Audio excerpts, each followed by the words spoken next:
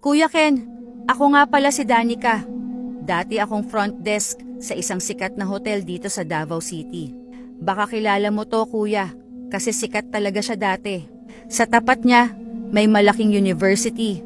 Tapos gabi-gabi, punong-puno ang paligid dahil sa night market. Pero lahat ng yon, tumigil nung nagka-pandemic.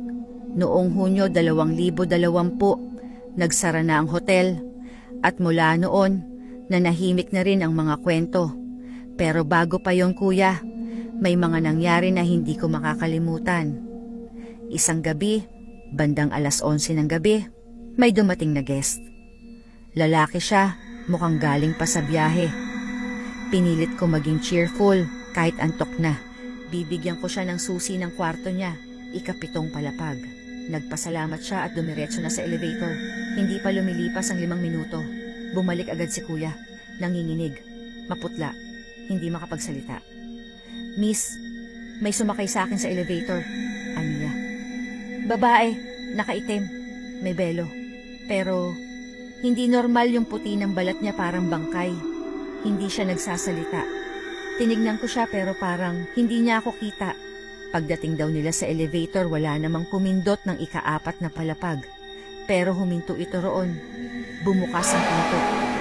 At sa gulat niya, nawala ang babae. Parang bula. Hiniling niya i-review namin ang CCTV. Nang i-play ng tech staff namin, tumindig ang balahibo ko. Wala siyang kasabay.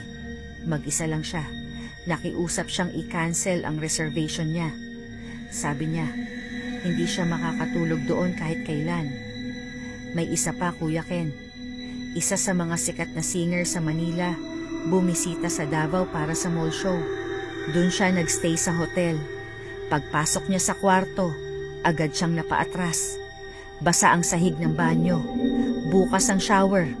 Pero mas nakakatakot, sa loob ng kwarto,